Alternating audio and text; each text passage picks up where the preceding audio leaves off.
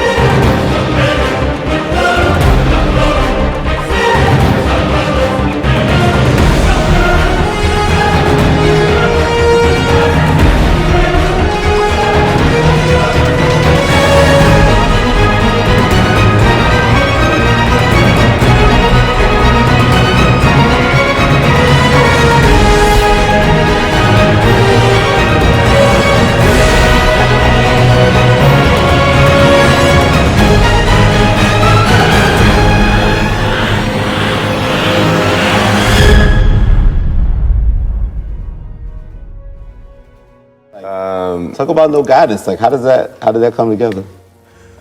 Well, I think we've come together before and tried to link and make music. And I think we were always kind of forcing it. I think there was always like resentment on both sides. Really at the end of the day, again, when you kind of step away from it and break it down, you start to feel silly because it's like over like girl stuff, But obviously that can snowball into like real shit, and that's what happened in this situation. Real shit that ruined the New York club life. It did. You shut down New York club life, man, forever. I have no recollection. Your attorney's here with you. I have zero recollection. The relationship between the hip-hop community and nightclubs has always been a delicate one and can make for a fun night of cultural celebration or a night of tragedy and chaos according to which the pendulum swings on any given night. While rashes of violence have occurred within the confines of rap-friendly venues worldwide, New York City's reputation for mayhem when it comes to its nightlife scene is second to none, and has resulted in some of the more controversial moments in the culture's history. On June 14th, 2012, one of the more recent incidents to make major headlines involving figures in hip-hop in New York City's posh nightlife scene occurred when rap megastar Drake and R&B singer Chris Brown found themselves at the center of a melee that led to multiple patrons being injured and resulted in the closing of one of Manhattan's hottest nightclubs. That night at WIP nightclub in Soho, during the tail end of a birthday celebration for singer-songwriter Neo's manager, Javon Smith, with a star-studded guest list that included Mary J. Blige, Fabulous, NBA player Iman Shumpert, and others. Chris Brown and his entourage, which included then-girlfriend Karrueche Tran, became at odds when Drake's resulting in champagne, liquor bottles, and glasses being thrown, and all hell breaking loose. When the smoke and debris from the broken glass cleared, Brown, who was struck during the dust-up, suffered a gash to his chin.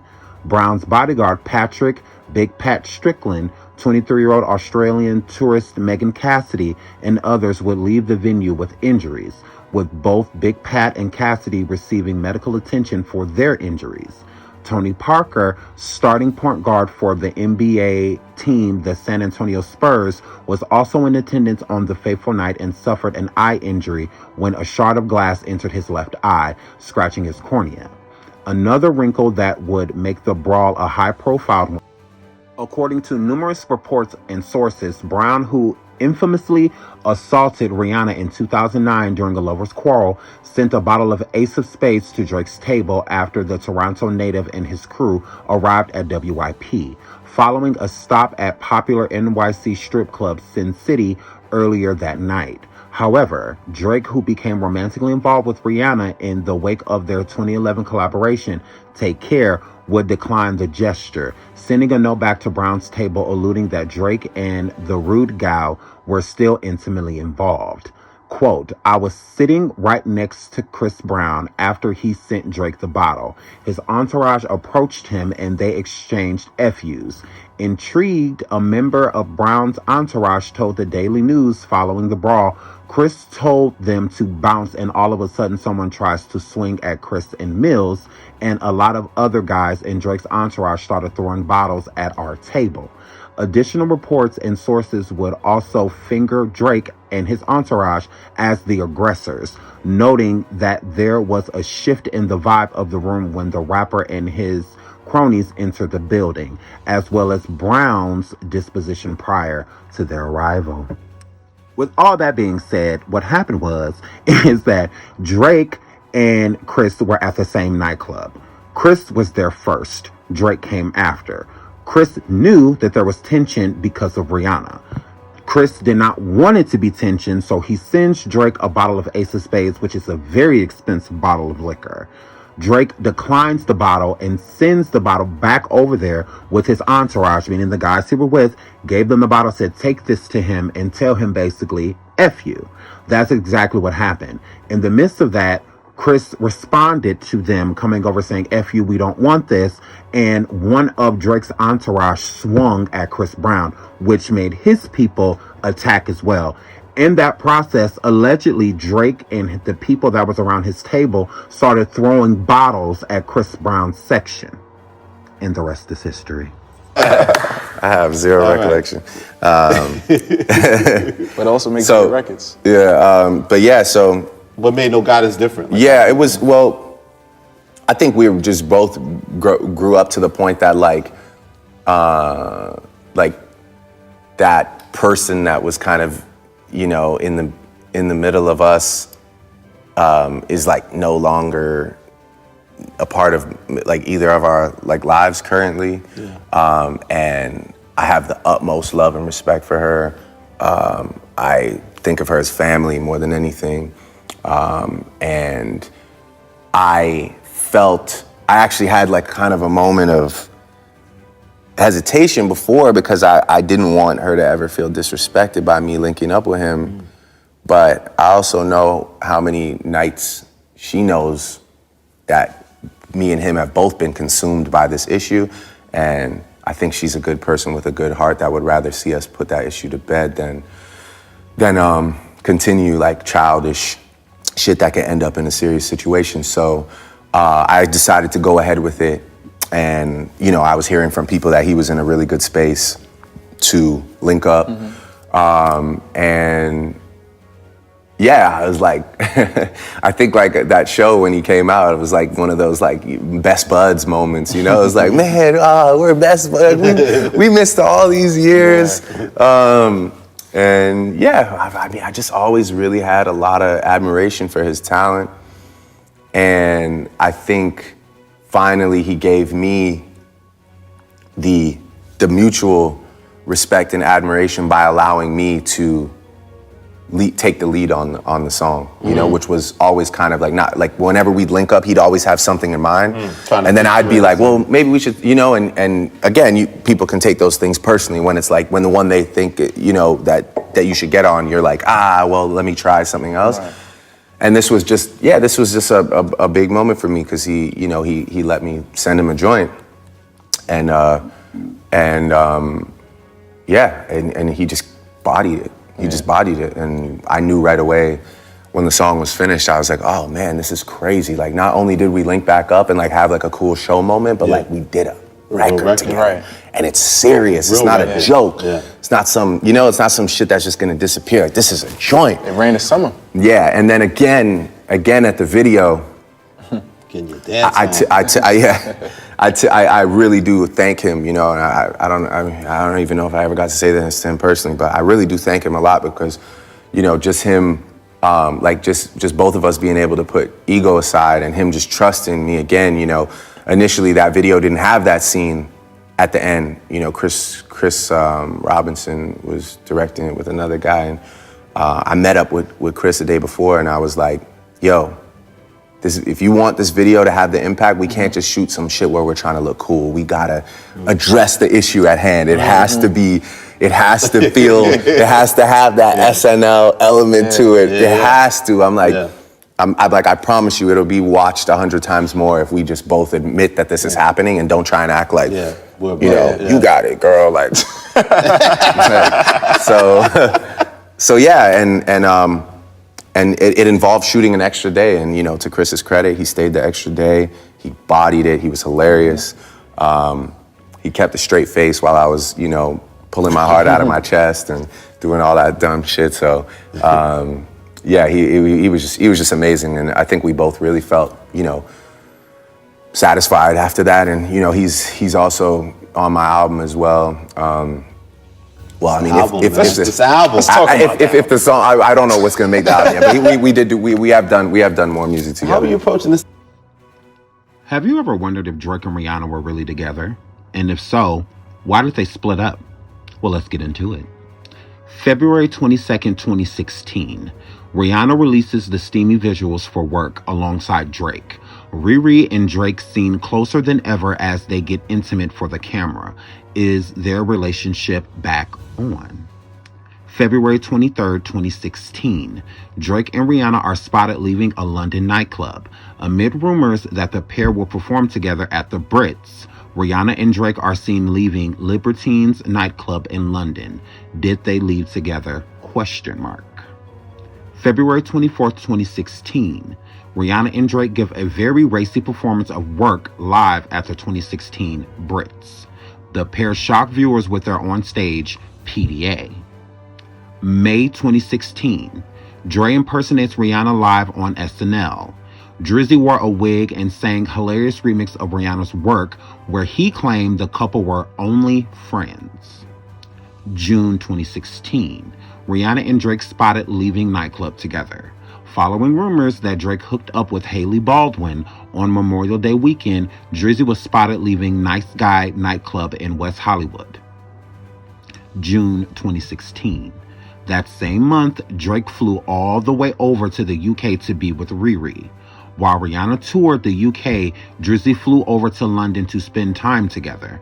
They were spotted leaving a London nightclub at 6 a.m. after a night of partying, and Drake joined Rihanna as special guest in Manchester the following night. August 2016. Drake says he wants to go half on a baby with Rihanna. During Drake's Summer 16 tour with Future, he invited his rumored girlfriend on stage to perform their collaboration, Too Good. But he had an interesting message for Riri before starting. Drake's quote, "You showed up 2 nights in a row for my city. You might have to go half on a baby," he said, which that quote was for Rihanna. August 2016. Drake confesses his love for Rihanna.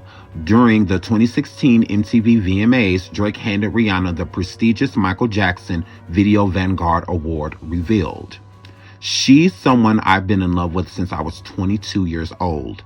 Drake's quote about Rihanna. October 2016.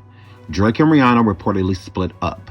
According to E! News, the couple's busy schedule prevented them from seeing each other. Drizzy reportedly moved on with model India Love. So in my opinion, allegedly, I feel that Rihanna broke up with Drake because Rihanna heard about these young women under 18, these minor young girls that allegedly Drake had been seeing with the text messages and calling. It just doesn't make sense why a grown man will want to talk to girls that young. And allegedly, Drake was dating a 17-year-old model at the time who was in high school, and her father works in Hollywood. Let's get into that young lady, shall we? Drake dating teenager, officially enters creepy old man phase. So let's cut right to the chase. Drake is reportedly dating a teenager. The 31-year-old rapper, who has often been linked to more age-appropriate women, including Jennifer Lopez, was recently seen dining with an 18-year-old model, Bella Harris, in Washington, D.C., according to Page 6. A photo on Harris's Instagram feed shows the pair embracing somewhat awkwardly, Drake giving off handsy uncle vibe with the caption, "No place I'd rather be." It appears that the pair initially met when she attended Drake and Future's Summer 16 tour in 2016, which is oddly poetic because she would have been 16 at the time, if we're doing the math right. 6 fucking teen. Harris also posted an Instagram photo from the American Music Awards later that year congratulating Drake. Harris, daughter of legendary music producer Jimmy Jam, is a model who recently graduated from high school. She has appeared in campaigns for a host of brands including Forever 21, Guess, and Fenty. Penny for Rihanna's thoughts. This is why I think that Rihanna broke up with Drake. I think that they were casually seeing each other and it was getting more serious, but in the meantime, Drake was still seeing other people. I don't think Rihanna would have had a problem with Drake dating an adult, but when Rihanna heard that Drake was allegedly dating a teenager, I think that that pissed her off. I think that she found it disgusting, and I think it was one of the quickest ways to make her walk away. So once again, I think Rihanna broke up with Drake because Drake met Jimmy Jam's daughter, 16-year-old daughter, during the Summer 16 tour that he did with Future. So on that tour, which Rihanna came to, yes, Rihanna came on that tour and visited Drake. So while that was happening, I'm sure she heard whispers that Drake was dating a 16-year-old. And then on top of that, it's also around the same time Drake met Millie Bobby Brown, whom was very young. You know, like it was around the same time. So Drake is known for talking to underage girls, texting underage girls, and allegedly dating underage girls. So I can see why Rihanna just cut all ties. And I can also see why Rihanna did this on stage. If you look close during their kiss, it seems like Rihanna could be deking out of the way, and the internet picked up on the moment, making sidekiss a trending hashtag on Twitter. But regardless of whether she curved the kiss or not, it couldn't keep her away after the show. Here they are arm in arm backstage and together again later in the back of a car before making individual entrances into the VMA after party. Reconciling my love for Drake with his problematic history with underage girls. Ever since Surviving R. Kelly aired on Lifetime, hip-hop artist Drake has come under fire for exhibiting R. Kelly-like behavior. At the time of the docuseries airing, Drake was dating an 18-year-old model, Bella Harris, making him 14 years older than her. While 18 is the legal age in the United States, the age difference is more than a little weird. But what makes the whole situation even more uncomfortable is the fact that the pair have known each other since 2016 when she was only 16 years old. It wasn't the first time I had heard strange things about Drake. While R. Kelly was part of my childhood, I didn't care about him as much as I did Drake. Like many other kids, I spent my Fridays watching Degrassi when Drake went by Aubrey Graham. I loved Jimmy. I cried when he got shot, and to this day, it's Hazel and Jimmy over everyone. When he signed to Young Money, I tried memorizing as many songs as I could. It's the same reason why it's been so hard for me to hold Drake accountable in the way I've held R. Kelly. But I now know I can't be a hypocrite. A few months ago, I was watching the 2018 Emmys video with Stranger Things star Millie Bobby Brown. She was being interviewed about her relationship with a 32-year-old Toronto rapper. She quotes Millie Bobby Brown, "He a great friend and a great role model. We just texted each other the other day. He was like, I miss you so much. I was like, I miss you more. He's great." Millie was only 13 at the time of the interview. I don't know how celebrities work, but there is no reason for a 30-something-year-old man to be texting a 13-year-old girl. And why in the hell would he tell her he missed her? I talk about how that behavior was a problem with my friends, but I still listen to his music. And then a video resurfaced from 2010 of a concert of him with a 17-year-old girl.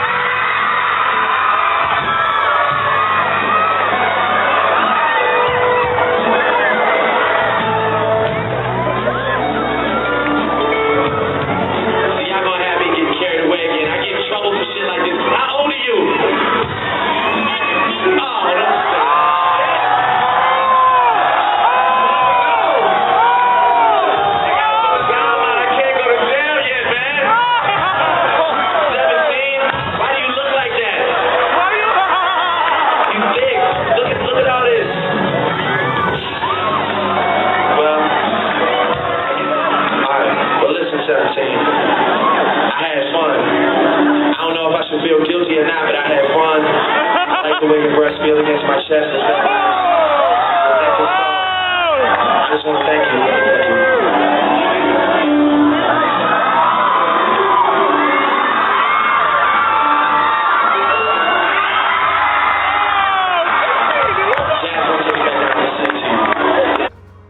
Drake invites her on stage, kisses the back of her neck as he dances with her, and touches her breast. When he's finished, he then asks her how old she is, to which she responds, 17. He blurts out, "I can't go to jail yet, man."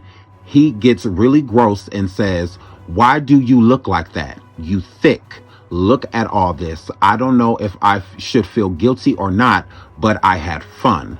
I like the way your breasts feel against my chest." What? I was completely grossed out, not just with Drake, but with myself. I normally the annoying friend that blurts out your fave is problematic every chance I get. Why couldn't I follow my own standards? Why didn't I listen to my gut when I heard Millie talk about him back in September when I knew it was creepy for a grown-ass man to be texting a little girl? I let my love for his music and what he meant to me when I was younger to cloud my judgment, and for that, I'm sorry. Even though there have been no sexual misconduct or assault allegations against Drake, we need to remember his behavior and make a mental note of it. We can't pick and choose who we hold accountable. No matter how much we love a certain celebrity, we can't pick and choose who we let slide. Men like Drake, R. Kelly, and so many others need to be held accountable for their actions, no matter how difficult. Yeah, I got a million motherfuckers hating me, 40 billion motherfuckers loving me. That's right. You know what I'm saying? Drake, come on. Drake is like the nicest dude I've ever spoken to. I mean, I've only like texted him, but he's so nice. Like, he does not need to be nice. You know what I mean? He's at a level in his life where he does. There was this interview that Justin Bieber did, and a lot of people were kind of worried, and why he was so worried about Billie Eilish, her being somebody very young in the industry, and, you know, Justin just saying that he would hate for something that happened to him to happen to her. Basically, Justin saying that he doesn't want her to get like assaulted or abused by, you know, the industry, because they kind of eat you up and spit you out, and they could care less about you. You know, they care about you before the damage, but they could care less about you after the damage. So we were always kind of wondering, like, who is Justin talking about? Let's get into this next clip. I had a chance to ask her that, and it was pretty clear in the video what's going through her mind. She can't even. What was going through your mind when you saw that kind of reaction, and also now in the knowledge that you were just coming out of that space yourself? I wanted to protect the moment. You know, I don't know how many opportunities I'm gonna get. You know, we never know how many opportunities we're gonna get with anybody. I mean, it just, I'm tearing up thinking about it, just with the Kobe situation. You know. You just never know. And so I just wanted to be a good example, you know, and yeah. Did you feel protective of her? Yeah, I definitely feel protective of her. It was hard for me being that young and being in the industry and not knowing where to turn, and everyone, you know, telling me they love me and, you know, just turn their back on you in a second. So yeah, it's hard because I want her to know that, you know, she can count on me. But at the end of the day, I don't want to, never going to force myself to be in a relationship with her. It has to be natural, right? So I just kind of, you know, let her do her thing. And if she ever needs me, I'm going to be here for her. But yeah, just protecting those moments, because people take for granted encounters, and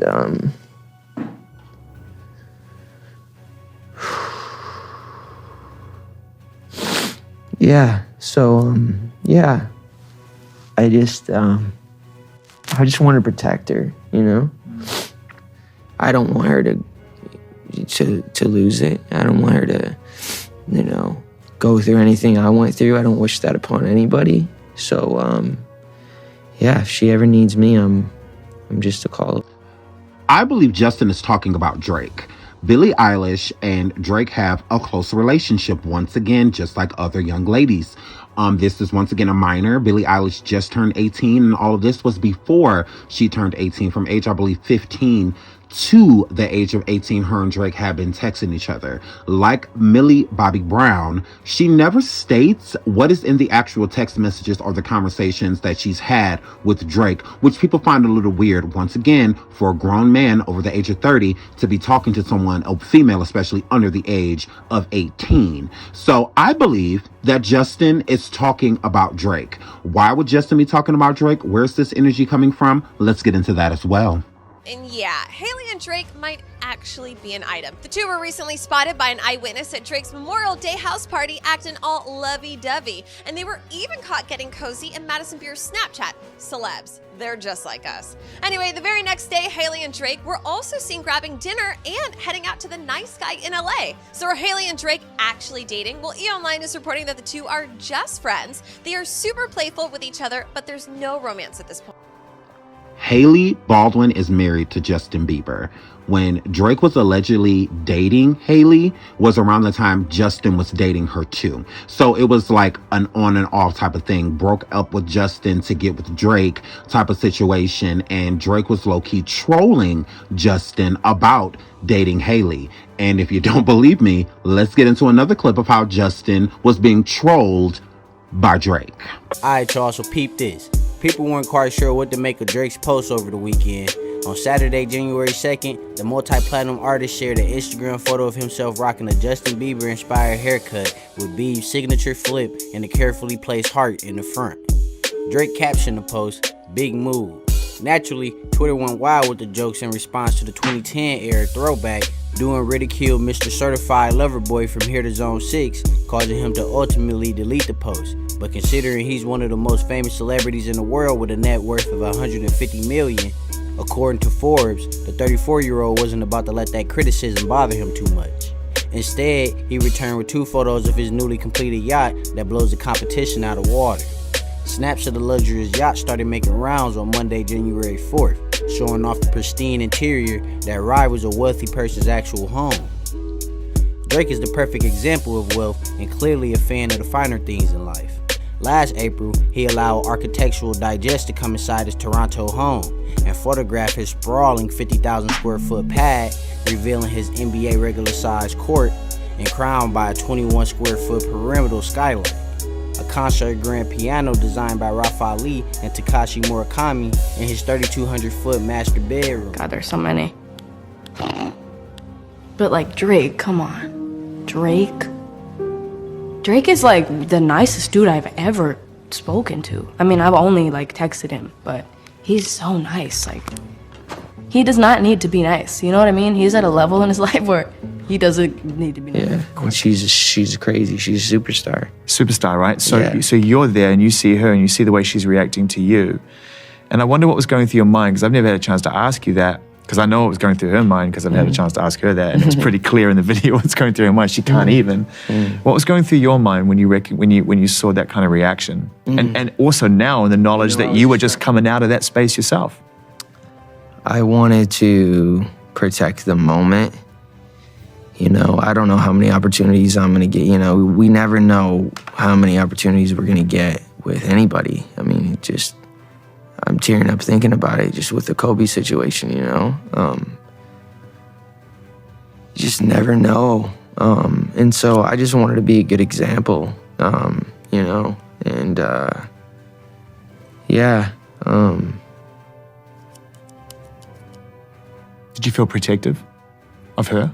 Yeah, I definitely feel protective of her.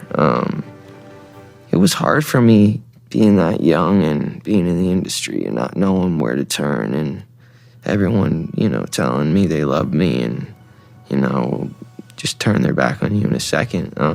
So yeah, it's hard because I want her to know that, you know, she can count on me, but at the end of the day, I'm never gonna force myself to be in a relationship with her. It has to be natural, right? So I just kind of, you know, let her do her thing, and if she ever needs me, I'm gonna be here for her. But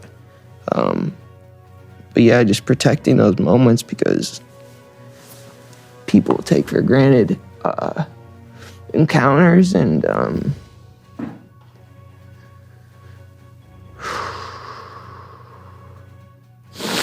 yeah. So yeah, I just want to protect her. You know, I don't want her to lose it. I don't want her to, you know, go through anything I went through. I don't wish that upon anybody. So yeah, if she ever needs me, I'm just a call away.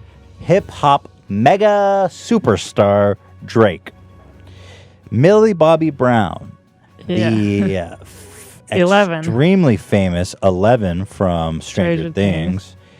14 years old. It turns out that they are, they're friends. Yeah. And I find it interesting. But not only you.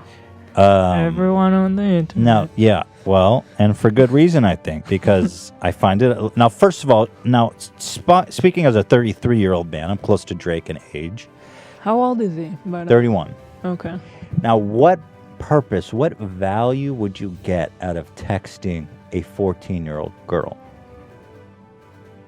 I'm not really sure. Not much. I'm not really sure. I can't say.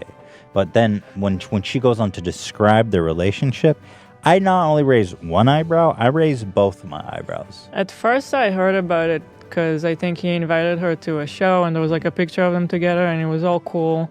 Right. It was clear that he's a fan of her. Yeah. Which, you know, who's not? She's cool. Like, she's like such a badass on the show. Yes. And she was a fan of him. So, all good. Yeah. But then now it's like... Well, she did these interviews where she's getting into details of like, we text and we talk and he says that I miss you so much and I tell him I miss him. Yeah. And I imagine him at home being like, no, shut up. You know? I have a juicy question. Okay, let's guess you.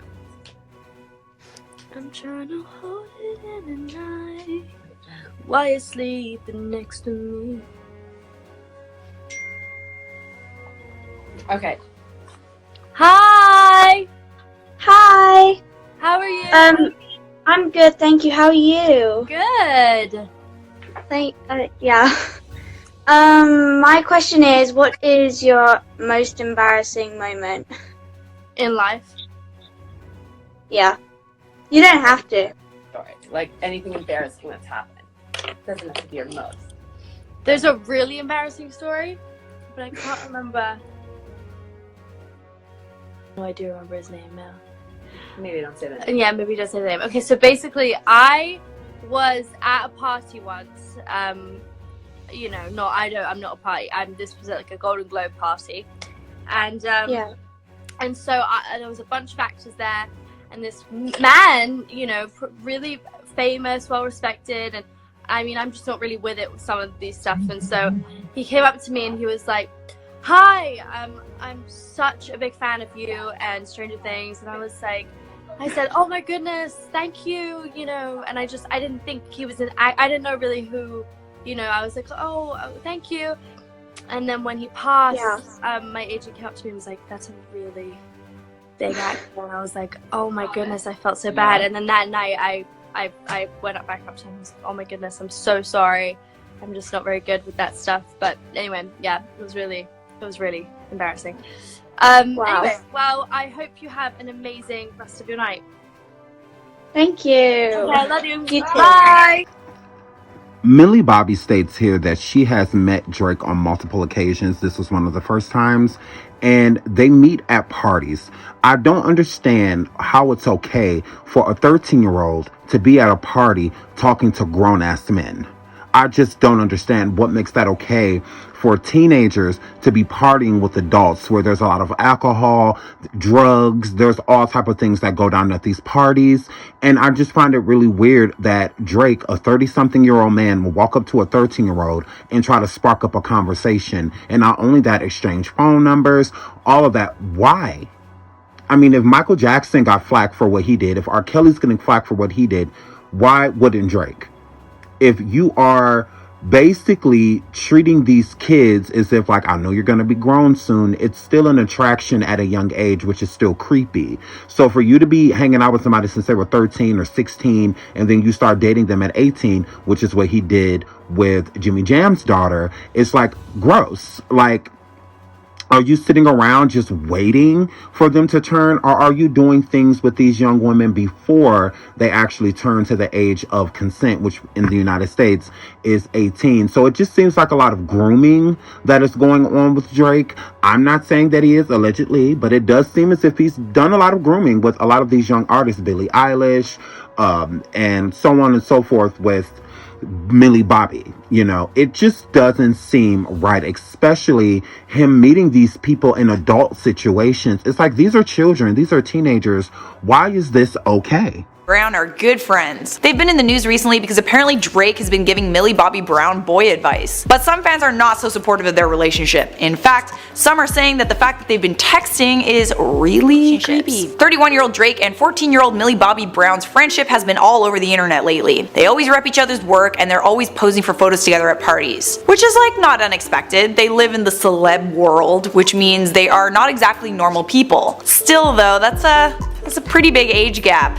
18 years to be exact. So it might not be weird to them to be friends, but it seems to be weird for pretty much everybody else. Drake and Millie met last year at the Brisbane Supernova convention. She then went to his show in Australia. After that, they became really good friends. Drake even sent her a Scorpion hoodie before his album even dropped. Here's a photo of them together at the Golden Globes party that Millie captioned, "Blessed to have my security be my +1 at the Netflix party." So at first, fans were really supportive of their friendship, but after a recent interview at the Emmy Awards, fans are starting to wonder if it's really that cool for Drake to be friends with a 14-year-old girl. According to a post by Access Hollywood, Millie revealed in a red carpet interview that Drake is the man behind the curtain when it comes to her dating life. Relationship with Drake. Tell me about your friendship. How did this all come about? I love him. I met him in Australia, and he's honestly so fantastic and a great friend and a great role model. You know, we just texted each other the other day, and he was like, "I miss you so much." I was like, "I miss you more." He's coming to Atlanta, so I'm definitely gonna go and see him. I'm so excited. Yeah. You and Drake.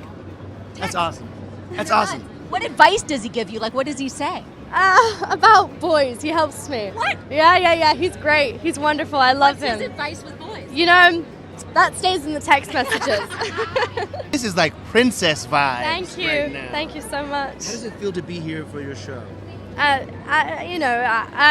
so privileged and honored to be able to represent such a fantastic show, and win or lose, we're a family, and it's an honor to just be here and be surrounded by such amazing people. What about this season? You're going to high school. Yes. Is that going to be so different? Are we going to high school? High school. No, I'm not, because it's the summer.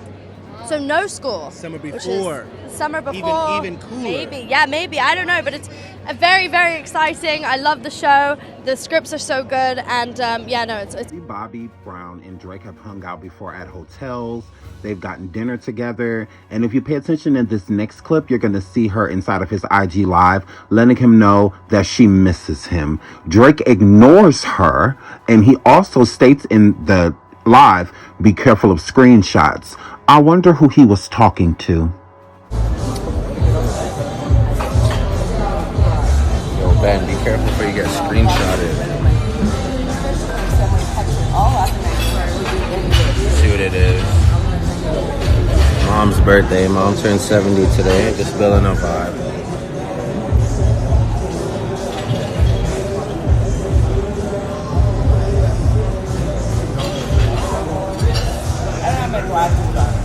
It's not much to see anyway. Just a bunch of people walking. Instagram live. I never went live, but I was gonna go live for your birthday. And it's like Instagram live. Like, look, everybody's just saying happy birthday to you. That's Oh my God! Nobody's supposed to know I'm here.